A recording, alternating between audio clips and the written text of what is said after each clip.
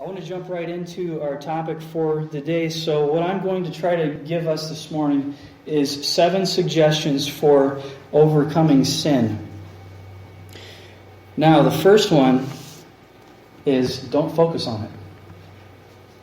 Don't focus on it. If I tell you to stay out of the cookies, what do you want to do? Okay, 2 people are tempted by cookies. Guys, if your wife said, stay out of the brownies, they're for church dinner, what do you want to do? You know what I want to do? I want to take that 11 by 13 pan, take a few out and find a 9 by 9 pan. No. If you do that, don't blame that on me. If I just gave you an idea. Yeah. You're welcome. If I say, don't picture a blue flamingo. How many people just pictured a blue flamingo? Have you ever even seen one? You have now, haven't you? You just saw one. You have now. If I say, don't look at your watch, you don't need to know what time it is. You don't have a watch or a phone or whatever. Oh, I see somebody checking. See, it's when things... Paul talked about this, believe it or not, in the book of Romans. Romans 7 and 8 say this. If it had not been for the law, I would not have known sin. Or in other words, I wouldn't have known what it was. It wasn't identified. For I would not have known what it is to covet if the law had not said, you shall not covet. But sin, now get this, seizing an opportunity through the commandment, in other words, once it was said, don't do this, it seized an opportunity, produced in me all kinds of covetousness. So, you're walking around living life and all of a sudden somebody says, don't do this. And then sin seizes the opportunity. There's all kinds of chances to do what? This, right? That's exactly what Paul's saying. Sometimes when we're trying to eradicate sin in our lives, we say, okay, this thing in your life, don't do that. Now, is there a time and place for that? Yes, there is. Does it need to be said? Yes, it does. Is that the whole story? I don't think it's the whole story. Because if I tell you, mow a straight line without looking back on a wide open plain, can you do it? Who can do it? I know some of you are pretty good with a mower. No, I can't do it. I can't do it. But if I say, aim for that tree, don't take your eyes off the tree, can you mow a straight line? You can mow a straight line. That's how my dad taught me to mow.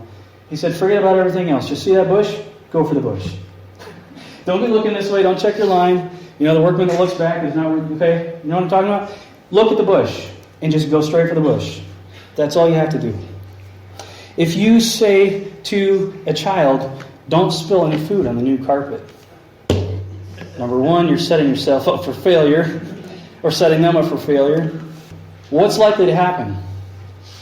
You know why? Let's think about it for a second. If I'm a kid, oh man, am I in trouble? Oop, there it goes.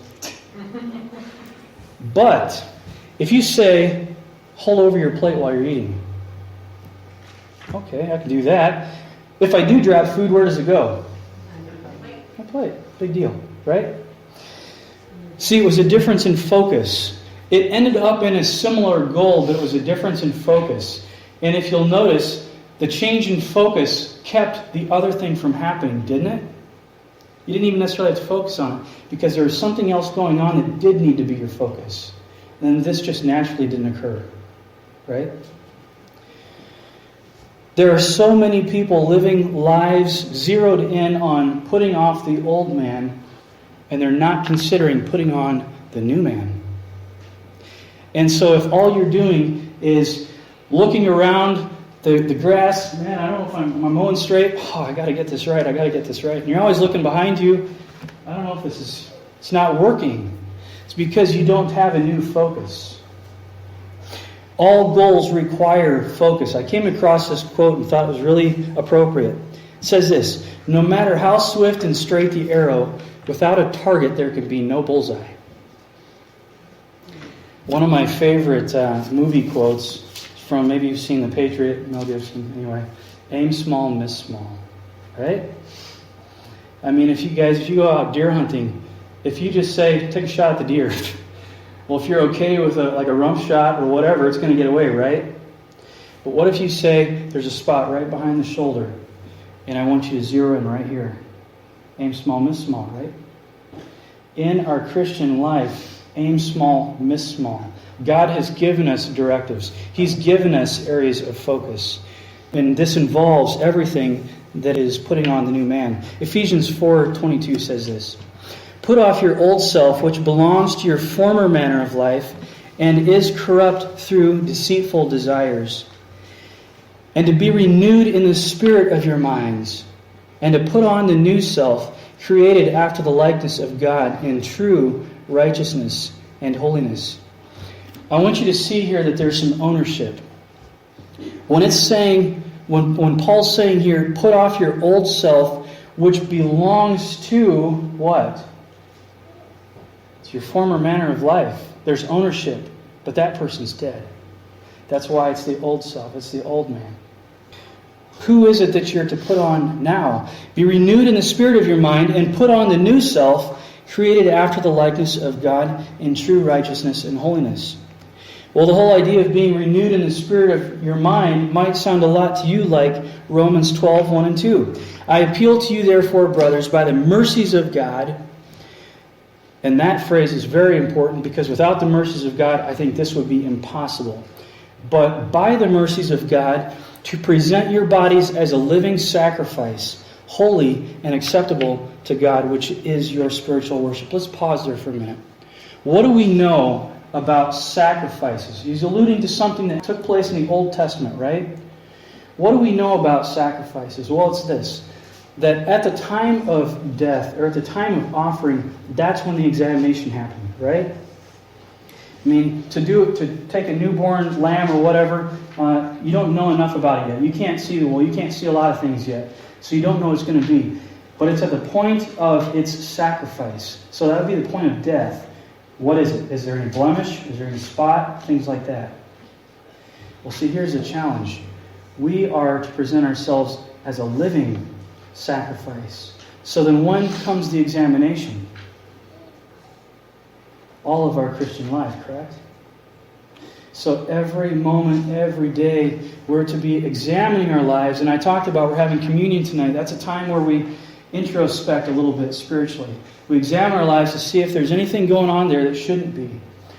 Or if there's anything that should be going on that's not. You know, sins of omission or commission. We talked about that earlier this morning in the adult class. Sins of commission are those things that we commit. That's what we do that we shouldn't. Sins of omission are the things that we don't do, that we omit, that we should be doing. And so to be a living sacrifice, to present yourself as a living sacrifice means I live with a mindset, with an attitude that I need to be busy examining my life to make sure that spot and blemish either don't show up or don't stick around. You know, we're not going to be living completely holy lives this side of heaven. But it should be a goal. It should be a commitment of the heart. Because by doing this, we can present ourselves holy and acceptable to God, which is our spiritual worship. Now, we worship in a lot of other ways. We worship in song. We worship as we learn and grow through the ministry of the Word in our lives, both here and at home as you study God's Word on your own. But say that we did all of that, but nothing here changed. Is that satisfactory worship? See, God says the worship I'm calling for involves you thinking of yourself as a living sacrifice who now, when it was priests and stuff and the people and the shepherds, they could look at the lamb from the outside and see this one's not fit. It's not fit to be offered to God. Now, in this context, in Romans 12:1 and 2, I dare say you know yourself better than anybody else around you, right? I know far worse about me than you know about me. Could you say that about you? So, the one that needs to be examining your life to the greatest degree, to the most honest degree, in order to see if there's something there that needs dealt with, in order to offer to God that living sacrifice, is you, is me. And that is true spiritual worship. we need to know this too, that what we feed will grow. And conversely, what we starve out or neglect will wither. It's a common experience for a believer to be trapped in some sin that just seems monumental. It seems like it identifies your life, that it characterizes everything about you, that holds you in its grip, that you think you can never possibly get away from. There's a lot of things that we could say about that. One of the principles there, though, is what you feed will grow and what you starve will wither. And I've heard it explained many different ways, and you probably have too. Like black dog, white dog. Have you heard that analogy? And maybe the black dog, that's the sin issue. That's where you've been funneling your time. That's where you've been funneling your secrets. All the other things, that's the thing you've been covering up and protecting. And I'm going to get to that in a little bit. And that thing has just grown monstrous, and it's huge. While the white dog, the new man, the one created in Christ, is not having a good experience here. Start feeding the other and start starving the other.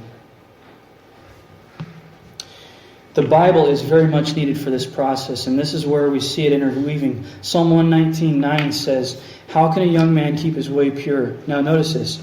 By guarding it according to your word. By guarding it according to your word. "With my whole heart I seek you. Let me not wander from your commandments." Now, this is interesting because we're talking about commands often build resentment, and then that causes rebellion, and the sin, or the knowledge of sin, the knowledge of the law brought things out. But we see another picture here where somebody here, David in this case, responds rightly. See, how can I live pure? And that's some of the questions sometimes we're asking, and you may be asking that today. By guarding it according to your word. Let me not wander from your commandments. See, this reminder here was something that for some reason was able to overpower what was going on in the psalmist's life. Verse 11 has a lot to do with that. "I have stored up your word in my heart that I might not sin against you." We're going to talk about that specifically when we come to the subject of meditation and what that can do for your life. But basically the principle is garbage in, garbage out. You know that to be true. It's also true that good things in, good things out. And you can choke out sin. You can starve sin out. You can purge your system. I would also say this. I think that living life, if your goal is simply to overcome sin, that is a really weak goal. Now hear me very carefully and understand what I'm saying. You will never get to a point this side of heaven of sinless perfection. You'll never arrive there. And if the eradication of sin is your primary goal, then you will be content when it is less obvious in your life. But if your goal is to become increasingly more Christ-like, you not only have a model for living, but you'll also never be able to be satisfied with where you're at. Now let me demonstrate this a little bit. Let's say that you really struggle with anger. And let's say it doesn't take a whole lot to really spark that.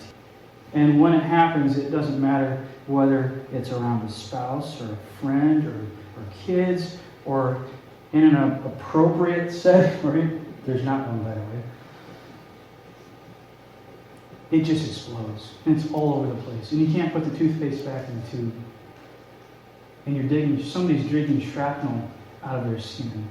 Somebody's just covering in this poisonous ooze of your anger. And if your goal is simply, in my attempt to eradicate sin, I don't want to be blowing up at people. I want to control my anger. If you get to a point, say, a year later, by focused determination, to where when that happens, you're not erupting, and that's enough, you haven't arrived.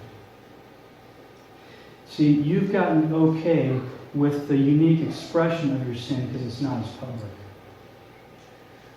But if in your heart you're still as mad as a hornet, if in your heart you're still cussing them out, or saying things that ought never be said, when we're called to speak truth and love, is it not the same? See, we become okay with a more subtle expression of the same thing. I don't know if any of you have read C.S. Lewis' Mere Christianity. Or, excuse me, the Screwtape Letters, this quote was. Anybody read that? He talks, there's two demons, one's an uncle demon and one's a nephew, Screwtape and Wormwood, and one's teaching the other how to be a good demon, which I know it shouldn't go in the same sentence. Good at what they do, which is messing up the lives of people, causing us to sin and hate God. And express that to the fullest. So, uncle's teaching nephew, Screwtape's teaching Wormwood, and Wormwood has a specific subject. This guy he's really supposed to be tempting is assigned to him. Not that we know that's the way it works, just follow it for the sake of the story. And the guy has a pride issue.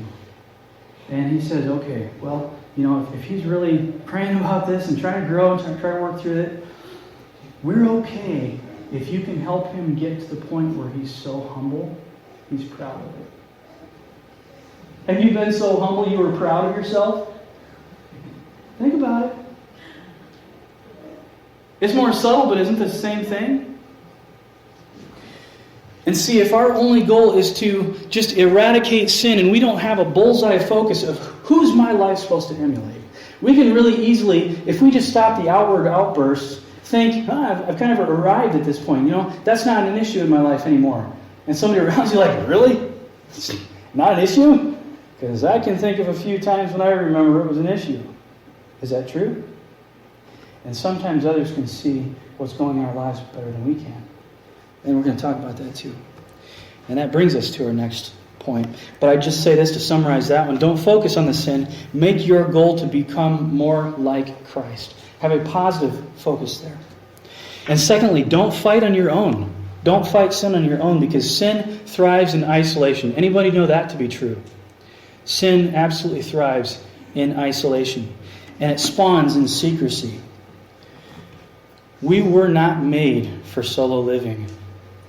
I know we're rugged, we're independent, we're red-blooded American, we don't need anybody. We pull ourselves by our own bootstraps, right? You dig yourself out of the pit, don't you? Well, we were not called to live a solo life. Turn in your Bibles for just a moment to Ecclesiastes. Ecclesiastes and chapter 4.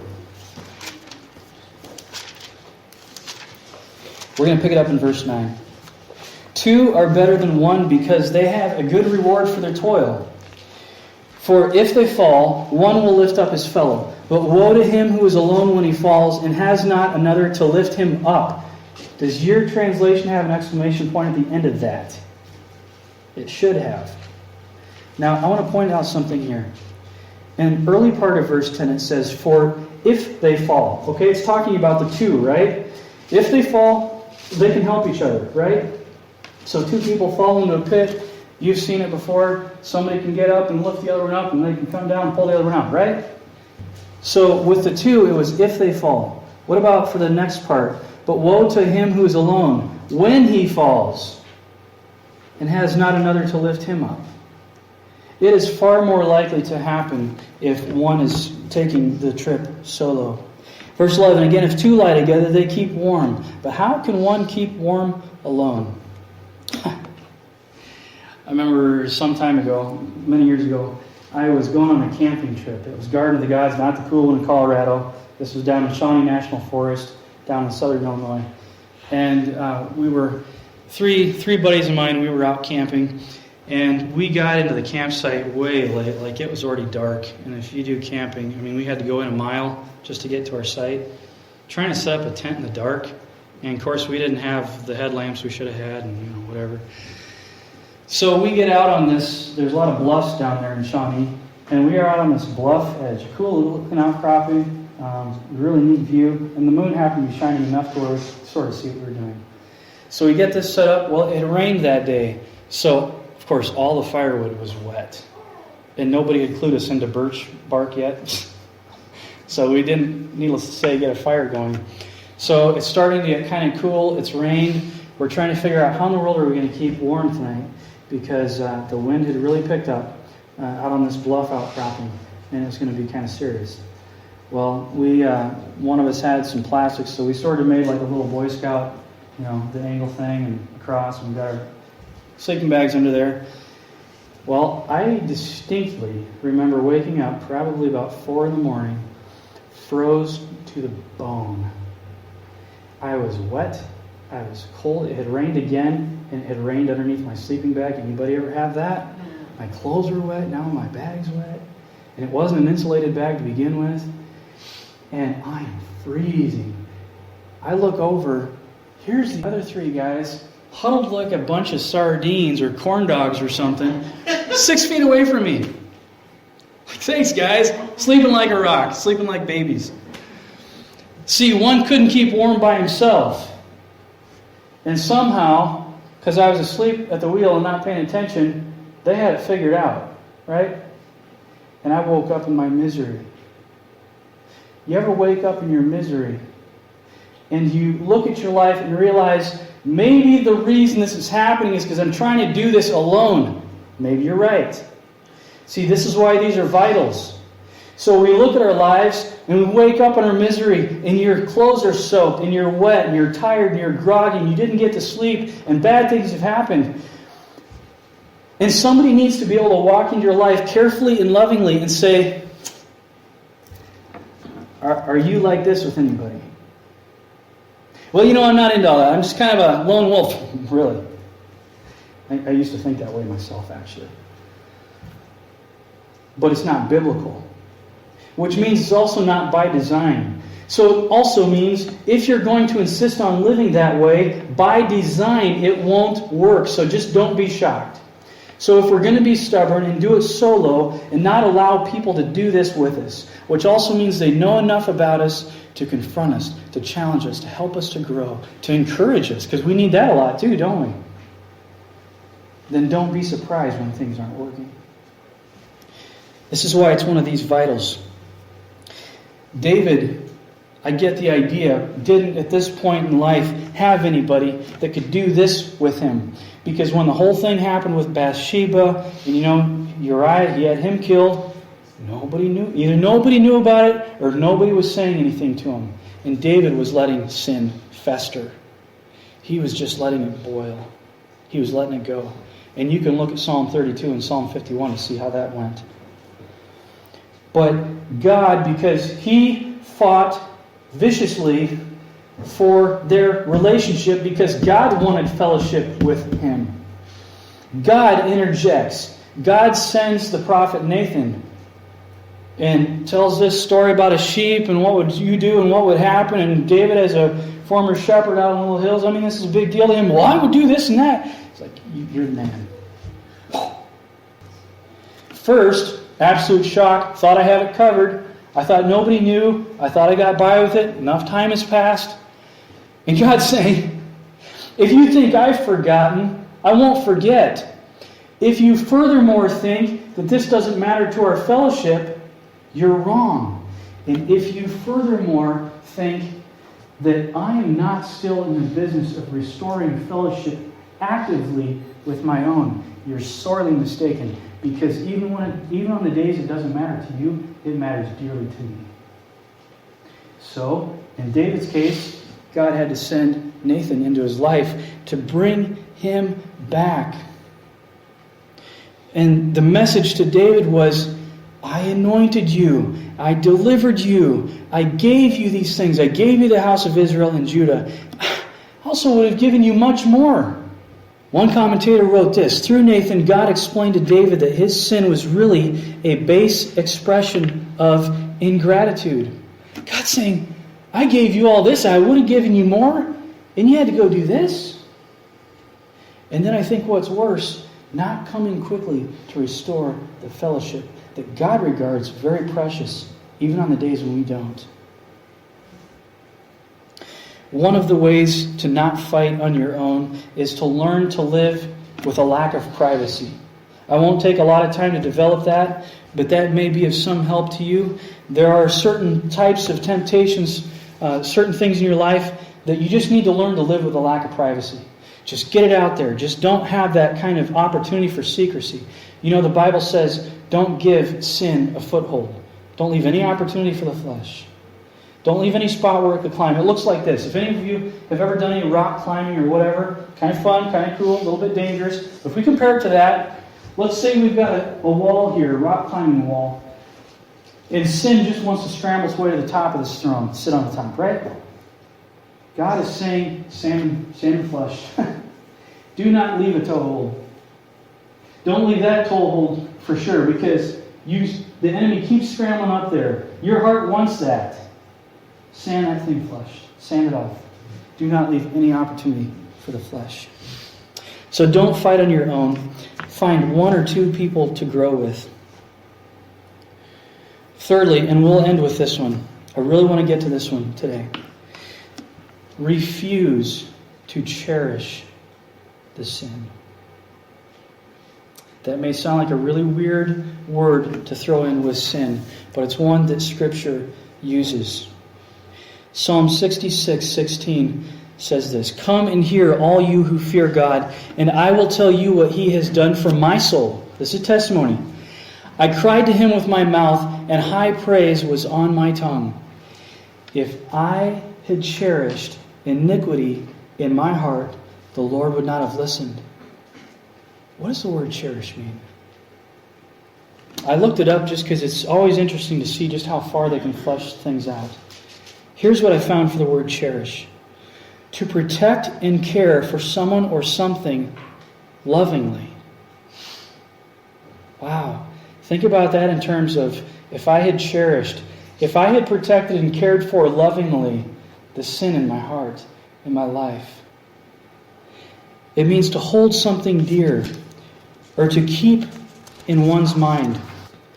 I've used this example before in our morning adult class, but everybody knows what a callus is. A callus is something that our flesh grows over a place that's being pricked or prodded or irritated. We grow it over those places in order to protect ourselves. What does that look like spiritually in our lives? When God is like a skilled spiritual surgeon, through His Spirit, maybe through His Word, maybe through His people, He's pricking into your heart. He's pricking into your life. And He's saying, this thing here, we need to deal with it. Our flesh wants to cover that over. Our flesh wants to build a callus there because our flesh doesn't like to be pricked. We don't like the idea of being reshaped naturally. We don't like the idea of friction. We don't like the idea that anybody would impose their will, because we're to be sovereign, aren't we? We're to have our will play out. We're to be on the throne, aren't we? That's what our flesh thinks. And so there may be areas in our lives where God has tried to do things. He's pricked, and He's prodded, and He's poked, and He's needled, and He's pointed out. And we've grown calluses over to the point where now, when He does it, maybe in the back of your mind you're aware of it, but it really doesn't feel, you don't feel it too much, right? And it really doesn't bother you the way it used to. Part of our examining our life to offer ourselves as a willing sacrifice is to look really deep into our own hearts and find out if there are any calluses there, and to ask for God's help in removing them. One of the biggest ways to roadblock your fellowship with a loving Father is to let calluses stay. And as the psalmist said in Psalm 66, if I cherished those sins, if I regarded them and protected them and loved them, lovingly cared for them in my heart, you wouldn't have heard me. See, you can be in your Bible. You can be very intent on prayer and praying every day. But if there are areas there that are known and they're calloused, and we protect them, we do it at the expense of good fellowship with the Father. So again, as with a change of focus, it needs to come to a point, we're going to develop this a little bit more next week, it needs to come to a point in our life to where we value fellowship more than the sin. We value and desire the pleasures only God can give, that, by the way, don't carry any guilt with them. They don't carry any shame. They don't carry any remorse. Fellowship with God needs to be our positive goal in this. As we seek to eradicate sin in our own lives, it needs to be so that we can live in healthy fellowship with a God who loves us.